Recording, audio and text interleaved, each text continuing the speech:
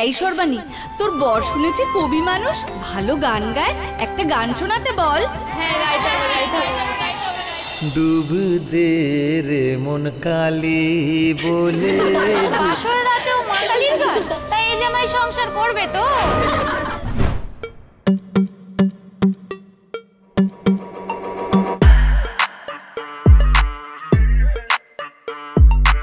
মানব জমিন রইল পতিত, আবাদ করলে ফলতো সোনা। এতদিন পরে আমার মনে হয় যে মানুষ যার গান শুনেছে, যার পদ পড়েছে, যার গান শুনে অনুপ্রাণিত হয়েছে, তার বিষয়ে যদি কিছু জানে তাহলে তো ভালো লাগবেই তাদের সামনে। এটা একটা অন্য ধরনের চরিত্র, একটা অন্য ধরনের গল্পে, তো খুবই ভালো লাগছে। অনেক কিছু শিখছি, অনেক কিছু জানতে পারছি চরিত্রটা সম্পর্কে। দর্শন পড়বার জন্য আমাদের যে বড় বড় পণ্ডিতদের পড়তে হবে এরকম নয়। যে কোনো তুমি রবীন্দ্রনাথের গান যেমন একটা দর্শন, তুমি একটা গান দিয়েও তুমি জগৎকে, জীবনকে ব্যাখ্যা করতে পারো। তো রামপ্রসাদের ক্যারেক্টারটাও ওরকম। আমার যেটা ভালো লাগে সেটা হচ্ছে এই ধরনের চরিত্র থেকে অনেক কিছু নিয়ে ফেরা যায়। কাজের অভিজ্ঞতা সবসময় খুব ভালো হয়। আমি আজ অবধি কোনো অভিনেতাকে বলতে শুনিনি যে খুব খারাপ অভিজ্ঞতা হয়েছে কাজে। না, আমি বলবো না যে আমি পুরোপুরি আধ্যাত্মিক স্পিরিচুয়াল নিয়ে আমার অতটাও অত আমার কিছু জানা নেই, বাট হ্যাঁ আমি বলতে পারি যে আমি মা কালীর ভক্ত, আমি মা কালীকে মানি। এমনিতে ক্যামেরার সামনে আমি সত্যি মাকে ছাড়া কিছু চিনি না, বুঝি না, বাট হ্যাঁ এর বাইরে ওরকম যে একটা খুব যে স্ট্রং ইনক্লিনেশন আছে সেটা নয়, but I believe in a super power. নববর্ষের শুভেচ্ছা এবং অভিনন্দন। নতুন বছর খুব ভালো করে কাটাও এবং অবশ্যই চোখ রেখো স্টার জলসা পথ। নমস্কার, আমি শ্রী টলিস্কোপে আপনাদের সবাইকে স্বাগত। আর এই মুহূর্তে আমাকে দেখে বুঝতেই পারছেন আমি কোথায় আছি। আসন্ন ধারাবাহিক স্টার জলসার রামপ্রসাদের প্রেস মিট হয়ে গেল আজকে। আর কারা কারা আছেন এখানে এবং কে কোন চরিত্রে আছেন সেই সব কিছু জানাবো আমি আপনাদেরকে। তাই চলুন আর অপেক্ষা না করে সরাসরি দেখে নিই আজকের পর্বটি। আর ভালো লাগলে অবশ্যই লাইক, শেয়ার অ্যান্ড সাবস্ক্রাইব করতে কিন্তু ভুলবেন না আমাদের এই চ্যানেলটিকে। অনেকদিন পর দর্শকরা আবার তোমাকে পর্দায় দেখতে পাচ্ছে, কেমন আছো বল? ভালো আছে। আর এই যে রামপ্রসাদ, এইটা নিয়ে তুমি কি বলবে? এখনকার দিনে এরকম একটা আধ্যাত্মিক একটা ধারাবাহিক আসতে চলেছে, তো সেটা নিয়ে তুমি কি বলবে? দেখো, আধ্যাত্মিক ধারাবাহিক এর আগে যে আসেনি তা নয়, আমি নিজেই করেছি, এছাড়া আরও অনেকই হয়েছে। রামপ্রসাদকে নিয়ে সে অর্থে হয়তো এত বড় করে কোনো কাজ হয়নি, হয়েছিল একটি, বাট যাই হোক এরকমভাবে এত বড়োভাবে হয়তো করা হয়নি। এবং অবশ্যই যদি আরও পুরনো দিনে ফিরে যাই তাহলে শ্রদ্ধেয় গুরুদাস বন্দ্যোপাধ্যায়ের যে রামপ্রসাদ, সে তো আমি দেখেইছি। তো এতদিন পরে আমার মনে হয় যে মানুষ যার গান শুনেছে, যার পদ পড়েছে, যার গান শুনে অনুপ্রাণিত হয়েছে, তার বিষয়ে যদি কিছু জানে তাহলে তো ভালো লাগবেই তাদের সামনে। একজনটা কাছের অভিজ্ঞতা কেমন? কাজের অভিজ্ঞতা সবসময় খুব ভালো হয়। আমি আজ অবধি কোনো অভিনেতাকে বলতে শুনিনি যে খুব খারাপ অভিজ্ঞতা হয়েছে কাজের অভিজ্ঞতা সবসময় ভালো হয়, সেটা নিয়ে নয়। কিন্তু আমার যেটা ভালো লাগে সেটা হচ্ছে এই ধরনের চরিত্র থেকে অনেক কিছু নিয়ে ফেরা যায়। অ্যাজ ইন তার বিষয়ে যখন জানছি, যখন বই পড়ছি, তার থেকে অনেক কিছু শেখা যায়, জানা যায়, সেইটা আমার ভালো লাগে। তো দর্শকদেরকে কি বলবে? আচ্ছা তুমি বলো, তুমি নিজেকে বাস্তবিক আধ্যাত্মিক নাকি না? এটা আমাকে সবাই প্রশ্ন করে যে না, আসলে আমি একটা সাধারণ নর্মাল একটা ছেলে আর কি। কিন্তু হ্যাঁ যদি তুমি বলো যে আমি স্পিরিচুয়ালি ইনক্লাইন্ড কিনা, সেটা আমি নই।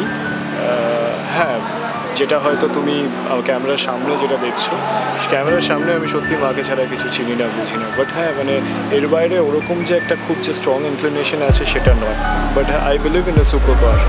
বেশ, একটা কি তোমার কাছে গান শুনতে না, বেশ, দর্শকদেরকে কি বলতে? দর্শকদের আমি শুধু এটুকুই বলবো যে 17ই এপ্রিল থেকে স্টার জলসার পর্দায় আমরা থাকছি সন্ধ্যে 6টায়, সোম থেকে রবি, রামপ্রসাদ ধারাবাহিক। অবশ্যই দেখো, আর সেখানে দেখা হবে আমার সাথে। কাজটুকু ছাড়া তো তোমাদেরকে কিছু দেওয়ার নেই, চেষ্টা করো সেটাকে আগলে রাখার। নববর্ষের শুভেচ্ছা এবং অভিনন্দন। নতুন বছর খুব ভালো করে কাটাও এবং অবশ্যই চোখ রেখো স্টার জলসা পথ। তুমি বলবো যে এই চরিত্রটা, সেটা নিয়ে তুমি একটু দর্শকদেরকে বলো যে কেমন লাগছে? খুবই ভালো লাগছে। এটা একটা অন্য ধরনের চরিত্র, একটা অন্য ধরনের গল্পে, তো খুবই ভালো লাগছে। অনেক কিছু শিখছি, অনেক কিছু জানতে পারছি চরিত্রটা সম্পর্কে। That's it. আর তুমি বাস্তবেও কি একটুখানি মা কালীর ভক্ত? আমি বাস্তবেও মা কালীর ভক্ত।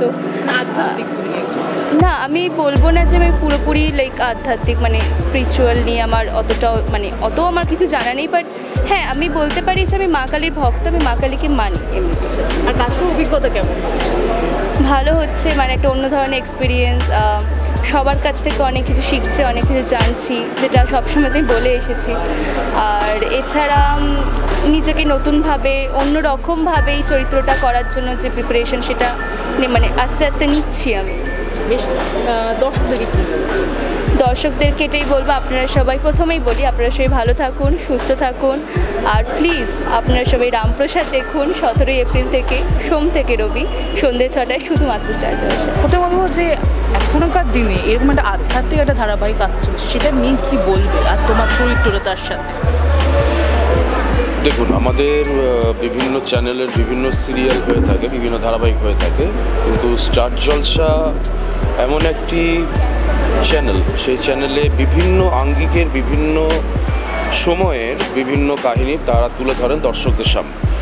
সেরকম রামপ্রসাদের আমরা শুনে এসেছি, রামপ্রসাদী সঙ্গীত, শ্যামা সঙ্গীত আমরা শুনে এসেছি। রামপ্রসাদের সম্পর্কের বা রামপ্রসাদের জীবনী, রামপ্রসাদের পারিবারিক মানে জীবনযাপন কীরকম ছিল, সেটা সাধারণ মানুষ বা আমাদের মতন যারা সিরিয়াল দেখেন বা যারা ধারাবাহিক দেখেন তাদের কাছে এই আঙ্গিকে তুলে ধরা হচ্ছে নতুন রূপে, নতুনভাবে।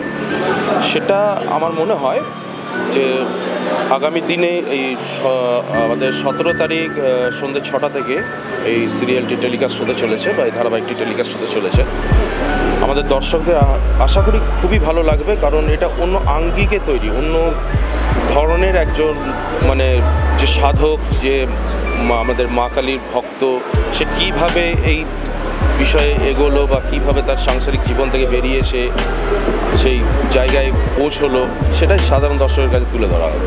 অভিজ্ঞতা কেমন হচ্ছে? অসাধারণ। আমাদের তো মানে সুন্দর, আমরা বাইরেও ইমিডিয়েটলি যে কাজগুলো করলাম, পুরুলিয়াদের মধ্যে শ্যুট হয়েছে, পুরুলিয়াতে খুব ভালো কাজ করলাম আমরা, অন্যভাবে কাজ করা হচ্ছে, অন্য অ্যাটমসফিয়ারে কাজ করা হচ্ছে। মানে আমাদের এই সাধক রামপ্রসাদের যে শুটিং ইউনিট, আমাদের শুটিং ইউনিট টোটালটা একটা পরিবারের মতো, সবাই আমরা খুব মজা করে, সবাই আমরা আনন্দে সবার সাথে মিলেমিশে আমরা কাজ করি। অসাধারণ অভিজ্ঞতা, আর আগামী দিনে আরও ভালো অভিজ্ঞতার সঙ্গে কাজ করব। দর্শকদের বলবো আগামী দিনে আমাদের 17 এপ্রিল থেকে সন্ধ্যে 6টায় স্টার জলসাতে সাধক রামপ্রসাদ আপনাদের সামনে তুলে ধরা হবে। এই ধারাবাহিকটি অন্য আঙ্গিকে তৈরি, অন্য ঘরানার তৈরি, অত্যন্ত সুন্দর মেকিং হচ্ছে। আপনারা দেখুন, আপনাদের আশা করি খুবই ভালো লাগবে। আর সবাইকে আপনারা যারাই দেখছেন তাদেরকে বলবো আরও সবাইকে দেখতে বলুন, আর আমাদের সিরিয়ালটাকে সাফল্যমণ্ডিত করে তুলুন। প্রথমে বলবো এই যে ধারাবাহিক, এই ধারাবাহিকটা নিয়ে কি বলবে? একটা এরকম আধ্যাত্মিক একটা ধারাবাহিক আসছে, সেটা নিয়ে কি বলবে? বা একটা দারুণ প্রশ্ন। আমি বলবো যে এই সময় বিশেষ করে এখন তো একটা টেকনোলজির এরা চলছে, মানুষ টেকনোলজির জয়গান করছে আর কি, মানে অ্যাজ ইফ যেন টেকনোলজির বাইরে পৃথিবীতে আর কিছু নেই, পৃথিবীকে জানবার বোঝবার জন্য শুধুমাত্র টেকনোলজির দরকার হয়। ভারতবর্ষ এমন একটা সয়েল, ভারতবর্ষের মাটি এমন একটা মাটি যেখানে স্পিরিচুয়ালি সবটা জেনেছিল আর কি। তো রামপ্রসাদের ক্যারেক্টারটা আমরা জানি যে সে মা কালীর শুধু ভক্ত নয়, রামপ্রসাদ এক ধরনের রেভলিউশনিস্ট আর কি, যে প্রথম একই সাথে স্পিরিচুয়াল এবং যেটা আমাদের এখানে ক্যাপশনে রয়েছে সংসারের থেকেও, যেটা রামকৃষ্ণ ঠাকুর বলতেন আর কি, সংসারের থেকেও মাকে পাওয়া যায়, মাকে ডাকা যায়। সো এই ভাবনাটা অসম্ভব ভালো। এবং রামপ্রসাদের গান, যে কোনো গান তুমি তুলে নিলেই দেখবে সেটা একটা দর্শন। তার মানে দর্শন পড়বার জন্য আমাদের যে বড় বড় মানে পণ্ডিতদের পড়তে হবে এরকম নয়, যে কোনো তুমি রবীন্দ্রনাথের গানেও যেমন একটা দর্শন, তুমি একটা গান দিয়েও তুমি জগৎকে, জীবনকে ব্যাখ্যা করতে পারো। তো রামপ্রসাদের ক্যারেক্টারটাও ওরকম, সেই ধরনের গান ও লিখতো যে এইটাকে একটা দর্শন, মানে ভারতীয় সমাজে রামপ্রসাদ একটা মানে অসম্ভব রকম একটা বৈপ্লবিক চেতনা এনেছিল। ব্যাপারটা হচ্ছে মাঝে মাঝে যে মানে এখানে যে রামপ্রসাদ উনি মাঝে মাঝে গাইতে চলে যান, সংসারে মানে অত দেখেন না। তো আমি জাস্ট মানে কি যে হ্যাঁ আমি ধরে রাখার চেষ্টা করি যে যাতে সবাই ঠিকঠাক থাকে, সুখী থাকে, এই আর ব্যাপার। তো মানে কাজ করে কেমন লাগছে? এখানে যে আমরা বিখ্যাত অভিনেতারা রয়েছে, আমাদের সাথে কাজ করে ভয় লাগছে না? কাজ করে ফার্স্টে খুব ভয় লাগছিল, খুব নার্ভাস লাগছিল, কিন্তু এখন আস্তে আস্তে ঠিক শিখছি। এনারা যতজন আছেন, যাদেরকে আমি টিভিতে এতদিন ধরে দেখে আসছি, ফার্স্ট টাইম এনাদের সাথে কাজ করছি, আর না না না, কোনো পোস্ট দেখাতে পারবো না। চলে আয়, সবাই চলে আয়। এই যে তোকে যিশু খ্রিস্টের মতন দেখতে, তো তোর মনে হচ্ছে যে তুই এরকম একটা স্পিরিচুয়াল ক্যারেক্টারের জন্য এবার টাইপ কাস্ট হয়ে গেলি। সারা বাংলা সিরিয়াল যত সিরিয়াল হবে সেখানে তোকে হয় রামপ্রসাদ, নয় রামকৃষ্ণ, নয় বিবেকানন্দ, এই ধরনের কোনো চরিত্রে ডাকা হবে? আমি এরকম ভাবতেও চাই না। এরকম ভাবতে চাস না? না। তাহলে আপাতত দিয়ে দেয়। কিছু ভাবতে চাস এটা নিয়ে? আমি আমার চরিত্রটা হচ্ছে লবঙ্গ লতা, রামপ্রসাদের বৌদি ঠিকই, কিন্তু কোথাও গিয়ে রামপ্রসাদকে এই কারণে মানে ভালোবাসি না।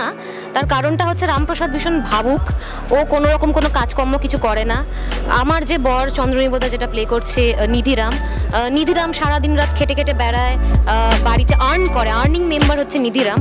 তো সেখানে গিয়ে আমার একটু এটাই জ্বালা আর কি, বেসিক্যালি যে আমার বরই তো সব কিছু করছে, তো তাহলে মানে রামপ্রসাদ তো কিছুই করছে না, তো বসে বসে খাচ্ছে। সবার সাথে মজা করে কাজ করছি। এখানে অনেক সিনিয়ররা আছেন, আমার থেকে অনেক সিনিয়র, তো তাদের সাথে কাজ করে ভীষণ ভালো লাগছে। অনেক অনেক অনেক কিছু শিখছি, সিরিয়াসলি কাজটা করছি, 100% কেন 1000% দিয়ে কাজ করছি আমরা প্রত্যেকে, যাতে তোমাদের সবার ভালো লাগে এই রামপ্রসাদ সিরিয়ালটা।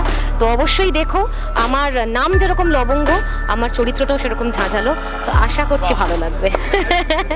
Thank you.